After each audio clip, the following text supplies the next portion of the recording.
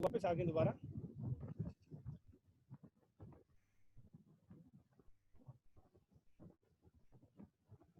जी आप लोगों को आवाज़ आ रही है मेरी? ठीक है। I can see the mic icon moving. ठीक है।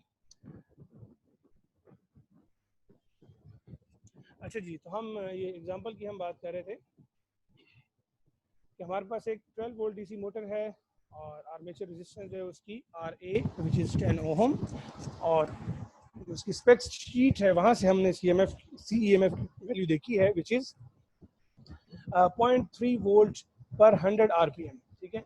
अगर मोटर जो है वो 100 RPM पे मूव कर रही है तो इसका जो काउंटर EMF होगी 0.3 वोल्ट होगी। अगर 200 पे कर रही है तो 0.3 वोल्ट टाइम्स 2 हो जाएगी। अगर 300 पे कर रही है तो 0.3 वोल्ट टाइम्स 3 हो जाएगी। तो इस तरह से उन्होंने एक रेट आपको बता दिया कि काउंटर EMF का ये रेट है। ठीक है, स्पीड के लिहाज से। अब आपने क्या करना है कि find the actual armature current eight 0 RPM and 1000 RPM। ठीक है, तो ये हमने जो करना है, तो इसके लिए सिंपल वही फार्मूला जो हमने पिछली स्लाइड पे देखा है, IA का formula. IA is equal to line voltage minus CMF divide by R। ठीक है, तो पहले हम जो है वो 0 RPM which is sort of motor जो स्टार्टिंग से पहले है। ठीक है, और दूसरा जो है वो हम 1000 RPM पे करेंगे। ठीक है, तो 0 RPM पे जो आपके पास काउंटर EMF जो है वो 0 होगी। ठीक है जी।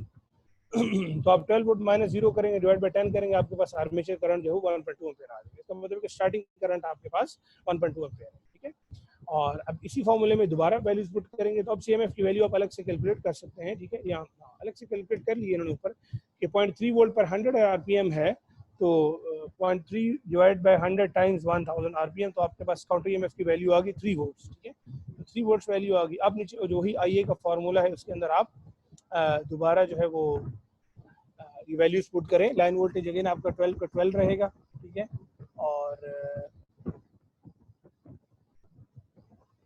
लाइन वोल्टेज आपका 12 रहेगा और काउंटर EMF इस बार आपका 3 वोल्ट है, पहले वो 0 वोल्ट था।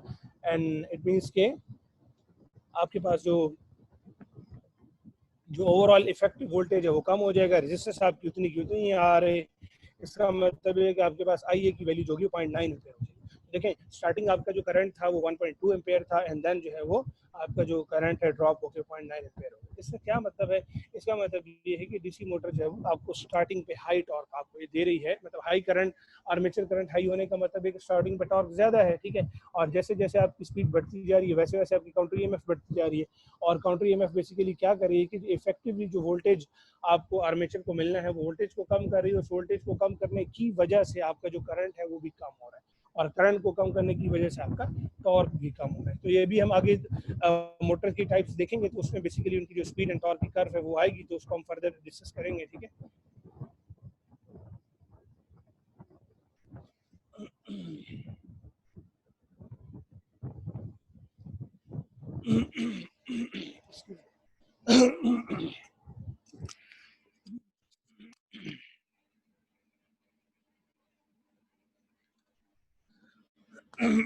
जी यहाँ पे 15 वोल्ट आप अप्लाई करेंगे 12 वोल्ट की मोटर पे। बेसिकली जो आपका मैन्युफैक्चरर है वो आपको रिकमेंडेड जो वोल्टेज है वो आपको बता देता है। ठीक है, उसके अलावा अगर आप कोई भी वोल्टेज अप्लाई करते हैं तो अपनी रिस्पॉन्सिबिलिटी पे करते हैं। ठीक है ना। अगर आपका सिस्टम खराब हो जाए तो then basically you are responsible. तो जो रिकमेंडेड वोल्टेज है आप वही करेंगे, प्लस सॉर्ट ऑफ एक रेंज है, उस रेंज के अंदर आप रह सकते हैं। ठीक है, लेकिन अगर आप उस रेंज से बाहर जाएंगे तो डेफिनेटली आपका जो लॉस है। जी यहाँ पे स्पीड रेगुलेशन की बात आ गई। स्पीड रेगुलेशन वही कि आपकी जो मोटर जो है वो नो लोड मोटर जो है उसकी स्पीड ज़्यादा होती है, लेकिन जैसे आप उस पर लोड डालते हैं तो उसकी स्पीड जो है कम होना शुरू हो जाती है। ठीक है, स्पीड रेगुलेशन का मतलब है कि वी वांट टू नो कि कितने परसेंट जो है वो स्पीड में चेंज आता है नो लोड से लेके फुल लोड तक। अगर आप फुल लोड डाल दें तो मोटर जो है वो मिनिमम स्पीड कितनी होती है। ठीक है, तो ये जो है वो सॉर्ट ऑफ नो लोड और फुल लोड को जो है अगर आपको स्पीड का पता हो, ठीक है, तो वहाँ से आप जो है वो स्पीड रेगुलेशन की वैल्यू कैलकुलेट कर सकते हैं। ठीक है, इसकी भी मेरे ख्याल में हमारे पास एग्जांपल मौजूद है आगे। हाँ जी, ये नेक्स्ट एग्जांपल है कि यहाँ पे आपके पास एक मोटर है जो नो लोड पे 1150 RPM आपको दे रही है, लेकिन जब आप उसको मैक्सिमम लोड अप्लाई करते हैं, ठीक है, वो सर्टेन एप्लीकेशन, ठीक है, और उसकी स्पीड जो ड्रॉप होगी 1000 RPM पे आ जाती है। ठीक है, तो आप जो है उसकी स्पीड रेगुलेशन अगर आप कैलकुलेट करना चाहें तो अगेन जो नो लोड की स्पीड है माइनस फुल लोड की स्पीड है divide by full load times 100। ठीक है, आप करेंगे तो आपके पास 15%। इसका मतलब ये है कि इस मोटर की स्पीड में 15% वेरिएशन आता है from no load to full load. ठीक है, तो जितना ये वेरिएशन, अगर आपकी रिक्वायरमेंट ऐसी है, अब ये डिपेंड करता है एप्लीकेशन के ऊपर, रिक्वायरमेंट के ऊपर कि आप जो है वो इसको कहाँ यूज़ कर रहे हैं। अगर कोई ऐसी एप्लीकेशन है जहाँ पे आपके पास कांस्टेंट स्पीड डिजायरेबल है, तो प्रोबेबली वहाँ पे आप जो है वो ये मोटर यूज़ नहीं करेंगे, 15% इज अलाउड, ठीक है। और लेकिन अगर ऐसी एप्लीकेशन है जहाँ पे you can live with that, ठीक है ना, कि जी थोड़ी सी अगर वेरिएशन 10-15-20% 25% तक आती है तो देन इट्स ऑलराइट, ठीक है। तो यहाँ से आपको पता चल जाता है कि लोड डालने से आपकी मोटर की स्पीड पे क्या इफेक्ट पड़ेगा, ठीक है जी। आगे जी आ जाए हमारे पास, हमने जो पहले बात की थी कि हमारे पास दो मेन कैटेगरीज हैं मोटर्स की। एक में आपके पास जो फील्ड वाइंडिंग है या जो फील्ड है वो परमानेंट मैग्नेट होती है, ठीक है, उसको हम परमानेंट मैग्नेट डीसी मोटर्स कहते हैं। और दूसरी कैटेगरी वो है जिसमें आपके पास जो फील्ड है वो भी एक इलेक्ट्रोमैग्नेटिक कॉइल होता है, ठीक है, और उस कॉइल को आप करंट देते हैं तो वो इलेक्ट्रोमैग्नेट बन जाता है, और देन आप आर्मेचर को भी करंट देते हैं तो वो भी एक इलेक्ट्रोमैग्नेट बन जाता है, एंड देन दोनों का इंट्रैक्शन होता है जिसकी वजह से फोर्स प्रोड्यूस होती है, और फोर्स की वजह से आपकी मोटर जो चलती है, ठीक है। तो ये जो है वो दूसरी कैटेगरी है। जो परमानेंट मैग्नेट मोटर्स है वो हम मिड टर्म के बाद पढ़ेंगे, ठीक है। तो अभी जो है वो बेसिकली ये कैटेगरी है जिसको हम कहते हैं वाउंड फील्ड डीसी मोटर्स, कि आपकी जो फील्ड है वो एक वाइंडिंग है, वो एक इलेक्ट्रोमैग्नेट है, वो परमानेंट मैग्नेट नहीं है, ठीक है। तो ये वो है।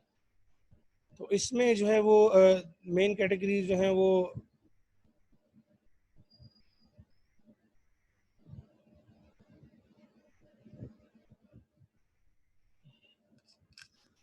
आप कैलकुलेट कर, नहीं फुल लोड पे मोटर स्टॉप नहीं होती, वो बेसिकली आप फिर इंतहाई कोई इंतहाई आखिरी किस्म का जो है वो आप लोड अप्लाई करेंगे तो आपकी मोटर जो है वो स्टॉप होगी, ठीक है। तो वो और चीज़ है, वो आप फिर कैलकुलेट कर लें कि वो कितनी बन जाती है इस फॉर्मूले में डाल के, ठीक है। इसका मतलब ये कि आपकी मोटर जो है वो यानी कि बहुत, यहाँ तो आप गलत मोटर इस्तेमाल करें उस एप्लीकेशन के लिए, एक बात ये हो सकती है, और दूसरी बात ये हो सकती है कि इसका मतलब कि आपकी मोटर उस तरह से परफॉर्म नहीं करी जिसे उसको करना चाहिए। तो अगेन ये एप्लीकेशन को देख के आप खुद डिसाइड करते हैं कि कौन सी एप्लीकेशन के लिए किस किस्म की मोटर आपको इस्तेमाल करनी है, ठीक है। तो वाउंड फील्ड जो डीसी मोटर है उसके अंदर हमारे पास तीन मेन कैटेगरीज है। एक आपके पास सीरीज वाउंड है, एक आपके पास शंट वाउंड है, ठीक है। सीरीज वाउंड जैसा कि नाम से जाहिर है कि ये आपके पास जो फील्ड की वाइंडिंग है उसके साथ सीरीज में होगी। शंट वाउंड जो है वो ये जो फील्ड जो आपके पास आर्मेचर की वाइंडिंग है उसके साथ ही पैरेलल में होगी। और कंपाउंड मोटर में बेसिकली दोनों कॉम्बिनेशन जो मौजूद है, ठीक है। और जैसे कि यहाँ पे बताया जा रहा है कि सीरीज वाउंड आपके पास मोटर है, आर्मेचर और field winding are connected in series, दोनों सीरीज में कनेक्टेड हैं, ठीक है। और इसका फायदा क्या होता है कि this configuration motor last starting torque आपका ज़्यादा हो जाता है, और which is very useful in many situation, ठीक है ना। जैसे आपके पास कार की स्टार्टर मोटर है तो वहाँ पे आपको स्टार्टिंग टॉर्क बहुत हाई चाहिए होता है, ठीक है। तो इस तरह की एप्लीकेशन में आप इसको यूज़ कर सकते हैं, ठीक है। सिंप्लीफाइड इसकी जो डायग्राम होगी वो किस तरह की होगी, वो इस तरह की होगी, ठीक है, कि आपके पास है वो फील्ड वाइंडिंग और आर्मेचर दोनों जो है बेसिकली सीरीज में कनेक्टेड है, ठीक है। और अगर आपने जो है वो रिवर्स डायरेक्शन करनी है तो रिवर्स डायरेक्शन करने के लिए बेसिकली आप दोनों में से एक की जो पोलैरिटी है वो आप चेंज करेंगे। बेसिकली आप आर्मेचर की पोलैरिटी आप चेंज करेंगे, ना कि आप दोनों की पोलैरिटी। जब आप दोनों की पोलैरिटी चेंज कर देंगे तो उस पर आपकी डायरेक्शन जो है वो चेंज नहीं होगी, ठीक है। अब लास्ट स्टार्टिंग टॉर्क जो है उसका कहाँ से आता है, बेसिकली लास्ट स्टार्टिंग टॉर्क जो है उसका उसी फॉर्मूले से आता है जो हमने पहले पढ़ा था, ठीक है। आपके पास जो फॉर्मूला इसके स्लाइड के सेंटर में लिखा हुआ है, टी इज इक्वल टू के टी इंटू आई ए फाई, ठीक है।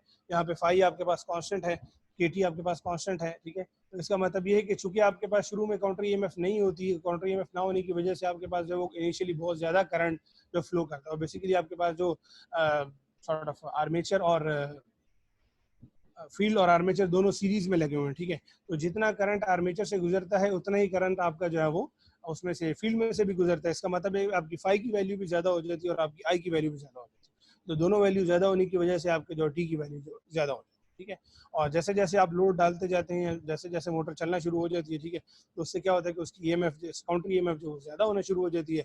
और काउंटर ईएमएफ के ज्यादा होने की वजह से आपका जो है वो जो इफेक्टिव वोल्टेज है, जो लाइन वोल्टेज है वो कम हो जाता है, जैसे कि हमने पहली एग्जांपल में देखा, ठीक है। और उसकी वजह से आपकी आई ए की वैल्यू कम हो जाती है, ठीक है।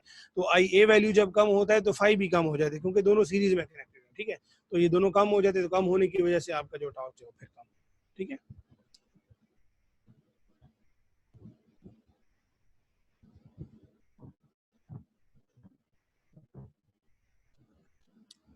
Last starting torque has disadvantage. अब ये तो डिसएडवांटेज की बात है, डिपेंड करता है कि आप इसको यूज कहाँ करना चाहते हैं और किस तरह यूज करना चाहते हैं, एप्लीकेशन पे डिपेंड करता है। इसका ऐसा कोई स्पेसिफिक आप आंसर नहीं कह सकते कि जी ये सही है गलत है, लेकिन एप्लीकेशन पे डिपेंड करता है। कुछ जगहों पे लास्ट स्टार्टिंग टॉर्क चाहिए होता है, कुछ जगहों पे नहीं चाहिए होता, ठीक है। तो ये डिपेंड करता है एप्लीकेशन के ऊपर। अच्छा जी, अगेन इसका भी जो फॉर्मूला है आपके पास स्पीड का वही है कि काउंटर ईएमएफ डिवाइड बाय के ई फाई, ठीक है ना जी।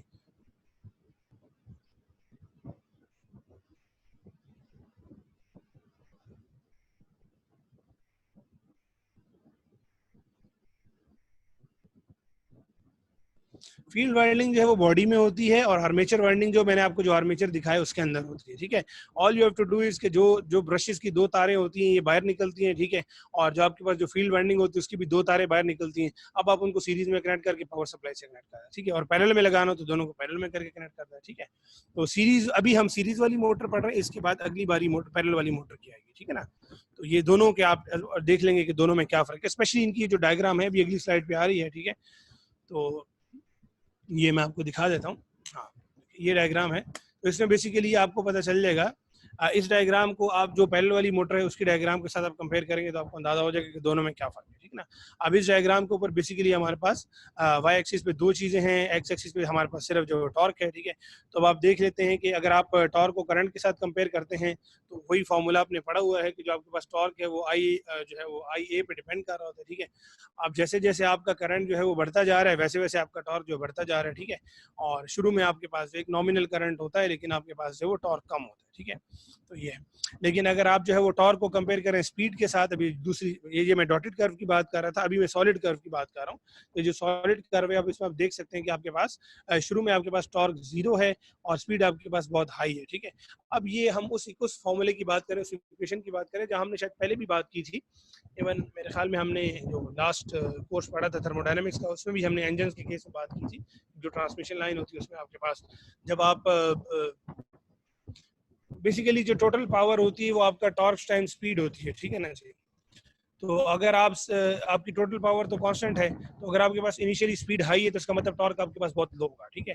और इसी तरह आप जैसे जैसे जो है वो आप आगे जाते जाएंगे तो टॉर्क की वैल्यू बढ़ती जाएगी और आपके पास जो है वो स्पीड की वैल्यू कम होती जाएगी, ठीक है। And then there will be a point कि जहाँ पे आपके पास जहाँ पे लिखा हुआ स्टॉल टॉर्क, तो ये आपके पास ऐसा टॉर्क है कि जहाँ पे आपके पास जो है वो मोटर जो है वो रुक जाती है, ठीक है। तो मोटर जो है वो यहाँ पे रुक जाती है और रुकने की वजह से जो है वो मैक्सिमम जो है वो करंट ड्रॉ होता है, ठीक है। और basically this is the maximum torque you can get from a motor, ठीक है। तो तो ये जो है वो यहाँ पे आप देख सकते हैं कि आपका पहली बात जो आपका टॉर्क है वो करंट पे डिपेंड कर रहा है, ठीक है। और जैसे जैसे आप करंट बढ़ाते जा रहे हैं आपका टॉर्क बढ़ता जा रहा है। दूसरा जो टॉर्क स्पीड के साथ रिलेशनशिप है वो इनवर्स है, ठीक है जी। यानी कि शुरू में आपके पास स्पीड बहुत ज्यादा है, आपके पास टॉर्क बहुत कम है, ना होने के बराबर है, ठीक है। और उसके बाद जो है वो आपके पास जैसे जैसे आपकी स्पीड कम होती जाती है वैसे वैसे आपका टॉर्क ज्यादा हो जाता है। And there is a point कि जहाँ पे आप बेसिकली मोटर पे आप इतना लोड डाल देते हैं, इतना लोड डाल देते हैं कि वो मोटर जो है वो रुकना इज अबाउट टू स्टॉप, ठीक है। तो वहां पे आपका उस पोजीशन पे आपकी स्पीड जीरो है, ऑलमोस्ट नियर टू जीरो है, और that is the maximum torque you can get from a motor, ठीक है। तो ये जो है उसका अच्छा जी, ये वही सारी बातें हैं कि आपके पास जो है वो टॉर्क इंक्रीजेज स्पीड डिक्रीज होती है तो टॉर्क आपका इंक्रीज होता है, ठीक है। और this is true for all the electric Motors, ठीक है। और जब आप लोड इंक्रीज करते हैं तो मोटर आपकी स्लो डाउन हो जाती है, स्लो डाउन होती है तो टॉर्क आपका ज्यादा होता है, ठीक है। और स्टॉल टार्क की हमने बात की, अगर आपको मोटर को आप इतना ज्यादा लोड कर देंगे, लोड करने की वजह से जो बिल्कुल रुक जाए तो उसको हम स्टॉल टार्क कहते हैं, ठीक है। और some motors are design to operate right down to the stall torque, ठीक है ना। कुछ एप्लीकेशन ऐसी हैं जहाँ पे स्टॉल टॉर्क की जगह पे आप उसको यूज कर रहे हो, ठीक है। बल्कि मैनी कंट्रोल सिस्टम में आपके पास जो है वो जैसे आपके पास रोबोटिक आर्म है उसको जो ड्राइव करने के लिए मोटर यूज कर रहे हैं तो सॉर्ट ऑफ बिल्कुल एंड ऑफ द लिमिट जो है वो यूज हो रही होती है, ठीक है। और एक और चीज जो मैंने आपको शायद लास्ट टाइम भी बताई थी, आई डोंट नो, कि जब आप रोबोट्स वगैरह के लिए आप आई डोंट नो आप लोग आजकल तो खैर आप लोग एच ब्रिज सर्किट वगैरह खुद नहीं बनाते, आप लोगों को बने बनाए मिल जाते हैं, ठीक है। तो उसमें भी करंट रेटिंग तो होती है ना जी। तो आपने अगर किसी मोटर के लिए जो है वो एच ब्रिज सर्किट वगैरह यूज करना है तो अगर आपने परचेज करना है तो उसके लिए आपको चूंकि हम जो मोटर यूज करते हैं स्क्रैप में से होती है तो इसमें आपको सॉर्ट ऑफ स्टॉल टॉर्क और ये मैक्सिमम करंट और ये वैल्यूज आपको नहीं मिलेंगी। तो वो वैल्यू कैलकुलेट करने का जो सबसे आसान तरीका यही होता है कि अगर आपके पास मोटर है आप उसको किसी स्ट्रॉन्ग पावर सप्लाई के साथ कनेक्ट करें। स्ट्रॉन्ग पावर सप्लाई से मुराद ये कि उसके एम्पेयर ज्यादा हों, ठीक है ना जी। मिसाल के तौर पे आपके पास 12 वोल्ट की मोटर है, आपने उसको 12 वोल्ट की सप्लाई के साथ कनेक्ट किया। अब अगर मोटर का जो करंट है वो 2 एम्पेयर है, सप्लाई आपकी जो 3 एम्पेयर है, तो 3 एम्पेयर के बाद आपकी सप्लाई जो है वो खराब हो जाएगी, ठीक है। तो बेहतर है किसी अच्छी सप्लाई के साथ कनेक्ट करें जो अगर 2 एम्पेयर की मोटर कनेक्ट करें तो प्रॉब्ली 4 एम्पेयर, 5 एम्पेयर, 7 एम्पेयर तक हो, ठीक है। तो अब आप मोटर को चलाएंगे, चलाने के बाद आप किसी चीज़ से, किसी प्लायर से, किसी चीज़ से अगर आप उसको बिल्कुल स्टॉप करने की कोशिश करें और उसके साथ सीरीज में आपने जो एमीटर भी लगाया हो, तो देन यू सी कि जैसे जैसे जो आप मोटर को रोकने की कोशिश कर रहे हैं वैसे वैसे जो अमाउंट ऑफ करंट जो है वो ड्रॉ कर रही है वो बढ़ती जा रही है, ठीक है। तो वहां पे आप फिर कैलकुलेट कर सकते हैं कि मैक्सिमम करंट ये मोटर जो है कितना ड्रॉ कर रही है, मतलब एक सॉर्ट ऑफ आप कह लें कि अनकन्वेंशनल तरीका मैं आपको बता रहा हूँ। तो उस करंट की वैल्यू को लेते हुए आप उसमें थोड़ा सा अलाउंस रखते हुए फिर आप जो है एच ब्रिज का सर्किट जो है आप जो परचेज करेंगे, ठीक है।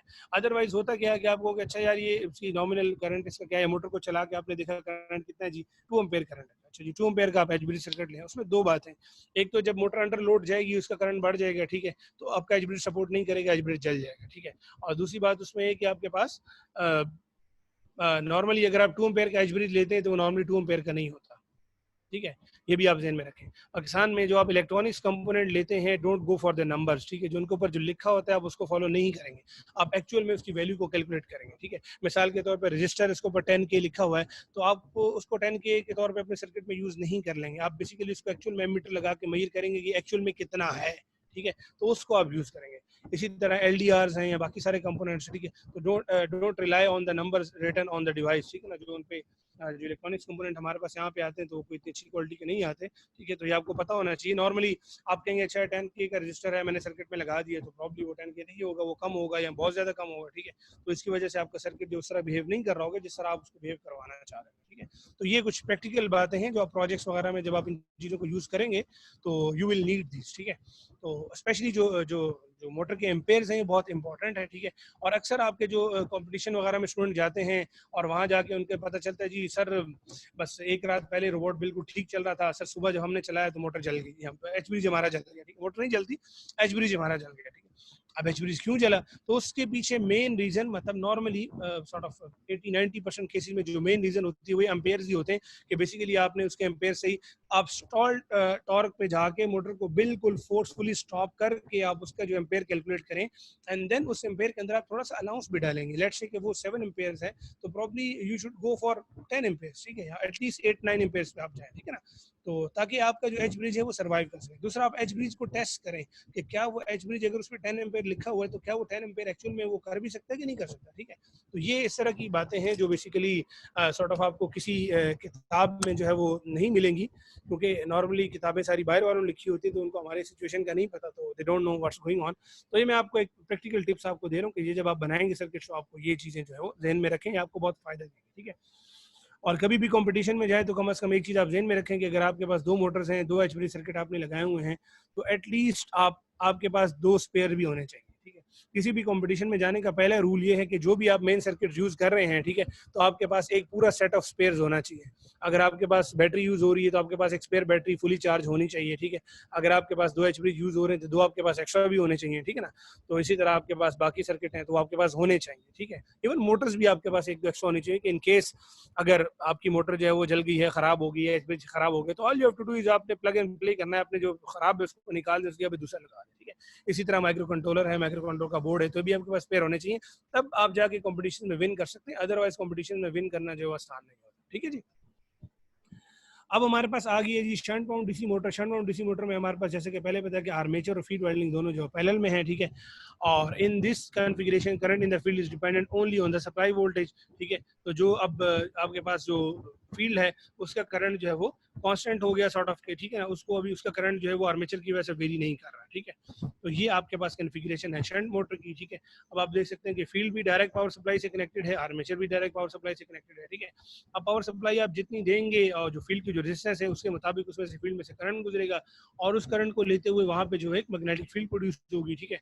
तो ये जो है वो सिंपल फॉर्मूला है। और अगर आपने अगेन इसमें भी अगर आपने जो है वो डायरेक्शन रिवर्स करनी है तो डायरेक्शन रिवर्स करने के लिए दोनों में से किसी एक की डायरेक्शन आप रिवर्स करेंगे, दोनों की रिवर्स नहीं करेंगे, ठीक है। नॉर्मली हम आर्मेचर की डायरेक्शन को रिवर्स करते हैं, मोटर की डायरेक्शन को रिवर्स करते हैं, ठीक है। तो ये है। अब इसकी जो कर्व है वो किस तरह से है वो मैं आपको दिखा देता हूँ। इसकी कर्व ये है जी। देखिए अब इसकी कर्व जो है उससे जो है काफ़ी डिफरेंट है। सॉर्ट ऑफ इसके अंदर जो है वो काफ़ी हमारे पास जो है वो स्पीड रेगुलेशन जो है वो आ जाती है। स्पीड रेगुलेशन से मुराद ये है कि सॉर्ट ऑफ एक ऐसा रीजन आ जाता है जहाँ पे आपका जो है वो टॉर्क ज़्यादा चेंज हो रहा होता है और स्पीड आपकी जो कम चेंज होती है, ठीक है। तो ये जो है वो इस रीजन में सॉर्ट ऑफ ऐसी एप्लीकेशन जहाँ पे आपको लगे कि जी जो है वो आपके पास लोड चेंज, आप नहीं चाहते कि लोड में चेंज होने की वजह से या टॉर्क में चेंज होने की वजह से आपकी स्पीड में ज़्यादा चेंज आए, थोड़ा सा कम चेंज आए, तो वहाँ पे जो है वो this motor is better than the series bound motor, ठीक है ना। कि जहाँ पे आपको पता है कि यार लोड बार बार वेरी करेगा, लेकिन यू डोंट वांट कि आप जो है वो सॉर्ट ऑफ आप एक कन्वेयर बेल्ट रन कर रहे हैं, तो आपको पता है कि कन्वेयर बेल्ट के ऊपर जो है कभी 10 आइटम्स होंगी, कभी इसके ऊपर 50 आइटम्स होंगी, कभी इसके ऊपर 100 आइटम्स होंगी, ठीक है।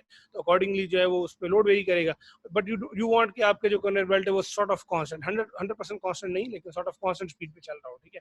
तो उसके लिए फिर जो आपके पास है जो शंट बाउंड डीसी मोटर है बहुत उसके लिए यूजफुल है, ठीक है। Because it tend to run at relatively constant speed, और एप्लीकेशन जैसे आपके पास फैंस हैं, ब्लोअर्स हैं, कन्वेयर बेल्ट की मैंने आपको एग्जांपल दी, ठीक है ना, मशीन टूल्स हैं, तो जहाँ पे आपको कांस्टेंट स्पीड रिक्वायर्ड है वहाँ पे आप इसको यूज करते हैं, ठीक है। और shunt motor can be design to operate almost any torque speed combination by specifying the number of turns in the field winding। तो फील्ड वाइंडिंग के अंदर बेसिकली आपको पता है कि पावर सप्लाई आपके पास एक है वो कांस्टेंट है, एक वोल्टेज है वो कांस्टेंट है, ठीक है। तो अब आप क्या कर सकते हैं, नंबर ऑफ टर्न जो फील्ड वाइंडिंग में चेंज करके जो आप बेसिकली इस कॉम्बिनेशन को आप, लेकिन ये अगेन डिजाइन की बात हो रही कि डिजाइन लेवल पे आप ये चीजें करते हैं। वंस आपके पास मोटर बन गई तो फिर आप उसके साथ थोड़ा बहुत चेंज कर सकते हैं, आप उसके साथ सॉर्ट ऑफ कोई मेजर चेंज आप नहीं कर सकते, because you don't want to open that motor, ठीक है। और for the fix line voltage speed can be control with in limits by inserting a rheostat. तो एक ऑप्शन ये भी है कि फील्ड वाइंडिंग के साथ आप एक सॉर्ट ऑफ वेरिएबल रजिस्टर या रियोस्टेट आप कनेक्ट कर दें, और वो रियोस्टेट जो होगा बेसिकली वो क्या करेगा कि वो सॉर्ट ऑफ अप्लाइड वोल्टेज जो है वो कम कर रहा होगा, अप्लाइड वोल्टेज और करंट को कम कर रहा होगा, तो उससे स्पीड को कंट्रोल सकते हैं, ठीक है। अगेन रियोस्टेट लगाने से रेजिस्टेंस आपकी इंक्रीज हो जाएगी, करंट आपका फील्ड वाइंडिंग को रिड्यूस हो जाएगा, और उसकी वजह से आपका फ्लक्स रिड्यूस हो जाएगा, और उसकी वजह से आपकी मोटर जो है वो ज्यादा हो जाएगी, मोटर की जो स्पीड है वो ज्यादा हो जाएगी, ठीक है। और लाइन वोल्टेज को डायरेक्टली चेंज करते हुए भी आप स्पीड को चेंज कर सकते हैं, तो ये भी एक पॉसिबिलिटी है। उसके बाद हमारे पास है जी कंपाउंड डीसी मोटर। अब कंपाउंड डीसी मोटर क्या है? Compound DC motor basically sort of combination of both the two, इन दोनों की जो कॉम्बिनेशन है वो है, ठीक है। इसमें दो कॉन्फ़िगरेशन आती हैं, शॉर्ट शंट है और लॉन्ग शंट है, ठीक है। तो ये मैं आपको नेक्स्ट स्लाइड पे डायग्राम दिखाता हूं तो आपको पता चल जाएगा, ठीक है। और series and shunt typically series and shunt coil are wound in the same direction so that the flux added, ठीक है ना। तो ये आपका फ्लक्स जो ऐड करते हैं दोनों फील्ड, बेसिकली आपके पास फील्ड के ऊपर दो तरह की वाइंडिंग होती है, कि आपके पास फील्ड के ऊपर जो है वो सीरीज वाइंडिंग भी होती है और शंट वाइंडिंग भी होती है, ठीक है। और इसका मतलब ये होता है कि आपके पास हाई स्टार्टिंग टॉर्क आपको मिल जाता है, ठीक है। और जब मोटर आपके पास चलना शुरू हो जाती है, और CMF reduces the strength of the series field, leaving the shunt field primary source of flux, field flux, and then providing some speed regulation। तो इसका मतलब है कि इसके अंदर बेसिकली आपने जो सीरीज मोटर पहले पढ़ी तो उसके अंदर आपके पास हाई स्टार्टिंग टॉर्क था, बाद में आपने शंट मोटर पढ़ी तो उसके अंदर सॉर्ट ऑफ स्पीड रेगुलेशन थी। तो यहाँ पे क्या है कि हमने दोनों को कंबाइन कर लिए कि now we have a high starting torque as well and then we have a some speed regulation as well, ठीक है। और combination of both field acting tend to straighten out the linearize portion of the torque speed curve, ठीक है। तो ये आप देखिए, ये जो है वो सॉर्ट ऑफ इसकी डायग्राम भी है और साथ में इसकी जो टॉर्क स्पीड कर्व भी आपके पास आ गई, ठीक है। तो इससे जो है वो आपको समझ आ जाएगी कि अब हमारे पास जो है वो एक सॉर्ट ऑफ लीनियर रीजन भी मिल गया जहाँ पे हम जो है वो स्पीड रेगुलेशन हम कर सकते हैं, ठीक है। और एट द सेम टाइम हमें हाई स्टार्टिंग टॉर्क भी मिल गया, ठीक है। और उस हाई स्टार्टिंग टॉर्क की वजह से हम इसको ऐसी एप्लीकेशन में भी यूज कर सकते हैं जहाँ पे सॉर्ट ऑफ ऐसी एप्लीकेशन जहाँ पे हमें हाई स्टार्टिंग टॉर्क भी चाहिए और जहाँ पे हमें स्पीड रेगुलेशन भी चाहिए, तो वहाँ पे आप इसको यूज कर सकते हैं। अब इसमें आप शॉर्ट शंट देख लें और लॉन्ग शंट देख लें, ठीक है। शॉर्ट शंट का मतलब ये कि जो आर्मेचर के बिल्कुल साथ जो है वो शंट वाइंडिंग लगी हुई है, ठीक है। और जो लॉन्ग शंट है उसका मतलब है कि शंट वाइंडिंग जो पहले पावर सप्लाई के साथ लगी हुई है एंड देन उसके पास जो है वो सीरीज आपके पास जो फील्ड वाइंडिंग है वो आर्मेचर के साथ लगी हुई है, ठीक है। तो ये जो है उसकी कॉन्फ़िगरेशन है, ठीक है। तो यहाँ तक आपका है जी मिड टर्म तक का कोर्स। ये चीज़ें हमने क्लास में पहले पढ़ी हुई थी, लेकिन just for the sake of revision हमने इसको कवर कर लिया है ताकि आप लोग जो है वो थोड़ा सा फ्रेश अप हो जाए अपना माइंड, ठीक है। और नेक्स्ट वीक जो है वो आप लोगों का मिड टर्म का एग्जाम होगा, और मिड टर्म का एग्जाम मेरे ख्याल में आप लोगों के साथ डेट शीट जो है वो शेयर कर दी गई है, ठीक है। और मैंने जो है वो पूछा है जो रेलिवेंट लोग हैं यूनिवर्सिटी में, उनसे पूछा कि भाई ज़रूरी है कि हम दो तरह का फॉर्मेट का पेपर बनाएं, तो उन्होंने कहा कि नहीं, आप एक फॉर्मेट में पेपर लिख सकते हैं, ठीक है।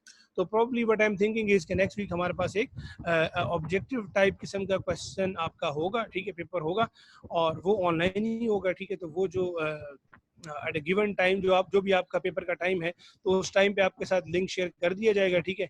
और वहाँ पे आपके पास आपके क्वेश्चंस होंगे, बीट एमसीक्यूज टाइप और may be fill in the blanks और ट्रू फॉल्स और व्हाटएवर, मतलब जो भी गिवन सिचुएशन को देखते हो सकता है कि बीच में कोई छोटे मोटे कैलकुलेशन के क्वेश्चंस भी हों, ठीक है।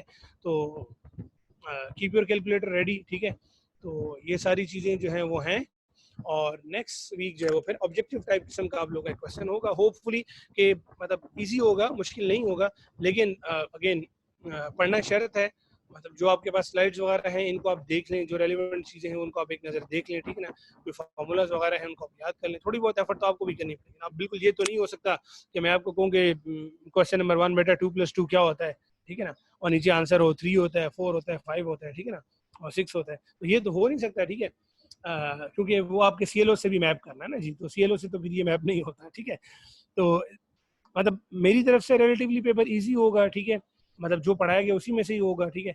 अब आप लोगों की तरफ से कि आपने उसको तैयार करना है, ठीक है, और तैयार करके जो है वो, और जैसे मैं आपको बता दी कि फॉर्मेट यही होगा, ऑब्जेक्टिव टाइप किस्म का पेपर होगा, ठीक है। जो हम पहले बात कर रहे थे कि शायद आपको ओपन बुक क्वेश्चन वगैरह दें, न्यूमेरिकल प्रॉब्लम दें, तो वो शायद आइडिया जो है वो भी नहीं है, लेकिन जो ऑब्जेक्टिव टाइप होगा उसमें छोटे मोटे क्वेश्चंस आ सकते हैं, ठीक है ना।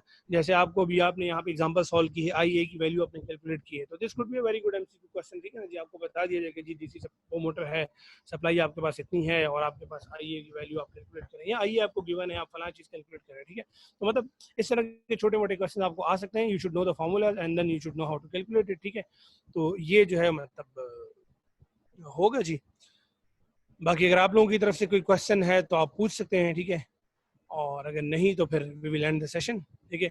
और नेक्स्ट वीक जो है फिर आपका जो भी एग्जाम का टाइम है, मेरे ख्याल में फ्राइडे को है, और फ्राइडे को प्रॉब्ली मैंने डेट शीट नहीं देखी, लेकिन देखिए, लेकिन मुझे भी याद नहीं है। तो जो भी टाइम होगा तो उस टाइम पे फिर हम वी विल बी ऑनलाइन, ठीक है। और आप लोगों को सबको ऑनलाइन फिर होना पड़ेगा, और ऑनलाइन होने के बाद आप लोगों को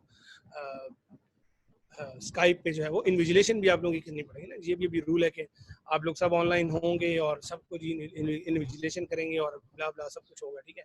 तो मेरे ख्याल में एक बहुत बड़ी 40 इंच की स्क्रीन जो है वो मैं लगा लूँगा, और लगा के उसके अंदर जो है बेसिकली आप सब लोगों को at the same time monitor कर रहा हूँ, ठीक है। बाकी ईमानदारी आप लोगों की अपनी है, ठीक है। यूनिवर्सिटी के कौन से चांसेस, यूनिवर्सिटी के चांसेस नहीं है। यूनिवर्सिटी जो है वो उसने एक पॉलिसी बनाई है, ठीक है, कि आप ऑनलाइन एग्जाम किस तरह से कंडक्ट कर सकते हैं, ठीक है। तो उसमें ओपन बुक ऑप्शन भी है कि ओपन बुक एग्जाम हो सकता है, उसमें जो है वो मतलब ऑनलाइन एग्जाम भी है, उसमें जो है वो सॉर्ट ऑफ जो रेगुलर तरीके से आप एग्जाम देते हैं वो भी है।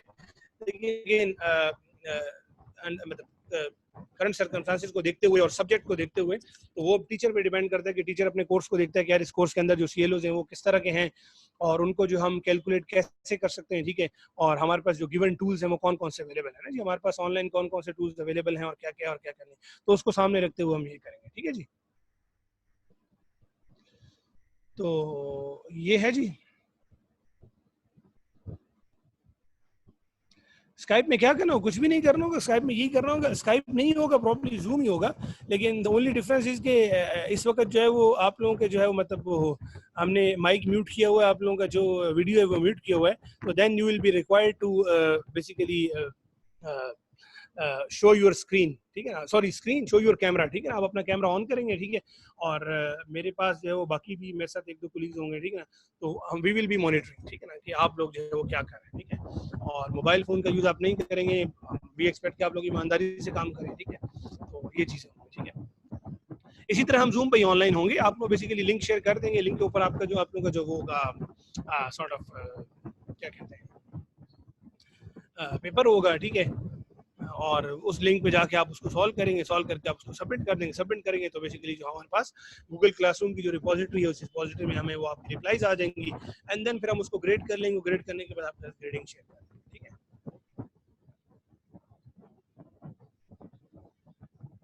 ठीक है जी, चलिए जी, thank you very much, best of luck for your next week exam. तो इंशाल्लाह जो है वो will see you next week. Hopefully जो चीज़ें आप लोगों को पढ़ाई हैं इनको आप देखें, ठीक है, स्पेशली चैप्टर 1 में जो चीज़ें हैं, ठीक है ना, और उसमें जो फार्मूलाज वगैरह हैं, जो चीज़ें हैं वो आप देखें, ठीक है। और उसके अलावा जो है वो एग्जाम्पल्स हैं, चैप्टर 1 में जो एग्जाम्पल्स हैं वो आप ज़रूर देखें, ठीक है ना। चैप्टर 2 में जो कुछ एग्जाम्पल्स हैं, स्पेशली इनिशियली जो शुरू की 2 3 4 एग्जाम्पल्स हैं, आप उनको ज़रूर देखें, ठीक है ना। और जो स्लाइड्स हैं इनको आप देख लें, ठीक है। और ये जो मैंने नोट्स बनाए हैं ये बेसिकली मैंने बनाए हैं जो दूसरी बुक है उसमें से, चैप्टर नंबर 7 है ये, ठीक है। तो अगेन चैप्टर नंबर 7 में यहाँ तक जो हमने पढ़ा हुआ इसकी जितनी एग्जाम्पल्स हैं प्रॉब्ली ज़्यादा होंगी, 4 5 होंगी। मैंने आपको 2 करवाई हैं लेकिन प्रॉब्ली 2 3 और भी होंगी, तो उनको आप देख लें। तो बेसिकली आपको आइडिया हो जाएगा कि ये फॉर्मूलाज हैं और ये चीज़ें हैं, और तो क्वेश्चन उसी में से ही होगा, ठीक है ना। ये नहीं हो सकता कि उससे बाहर से क्वेश्चन होगा, तो ये चीज़ें होंगी, लेकिन आपको जो है वो अपने आप को थोड़ा सा उसके लिए प्रिपेयर करना पड़ेगा, ठीक है जी। तो चलें जी, थैंक यू वेरी मच। अपना ख्याल रखें, अपने इर्द गिर्द लोगों का भी ख्याल रखें। सिचुएशन आजकल बहुत ख़राब है, ठीक है ना जी। तो हालात अच्छे नहीं हैं, तो कोशिश करें कि जो सोशल डिस्टेंसिंग की बात है इसको फॉलो करें। शायद आप लोगों को पता है कि नहीं पता, लेकिन यस्टरडे जो है वो IBA सक्खर यूनिवर्सिटी, आप लोगों ने शायद नाम सुना है कि नहीं सुना, लेकिन IBA यूनिवर्सिटी जो सक्खर में जो है उसके जो वाइस चांसलर हैं वो यस्टरडे जो फौत हो गए, ठीक है, because of the corona virus. बहुत सारे लोग फौत हो रहे हैं बेचारे, डेली बेसिस पे बहुत सारे लोग जो है मतलब इससे इफेक्ट हैं, ठीक है। तो अपना ख्याल रखें, ठीक है, अपने इर्द गिर्द लोगों का भी ख्याल रखें, ठीक है, दिस वेरी इंपॉर्टेंट, ठीक है। तो क्योंकि अगर आप सेहतमंद होंगे तो आप सारे काम कर सकेंगे, अगर हम जिंदा होंगे तो हम सारी चीज़ें कर सकेंगे, ठीक है। तो इसलिए जो है वो प्लीज़ प्लीज़ अपना ख्याल रखें, ठीक है, और थोड़ा सा एहतियात ज़रूरी है। और अगर आप एहतियात नहीं करेंगे तो अल्लाह ना करे, मतलब एनीथिंग कुड हैपन, ठीक है ना। तो वी डोंट वांट कि आप इसमें रिस्क लें, ठीक है जी। चलिए जी, टेक केयर, अल्लाह हाफिज़, अपना ख्याल, ठीक है जी।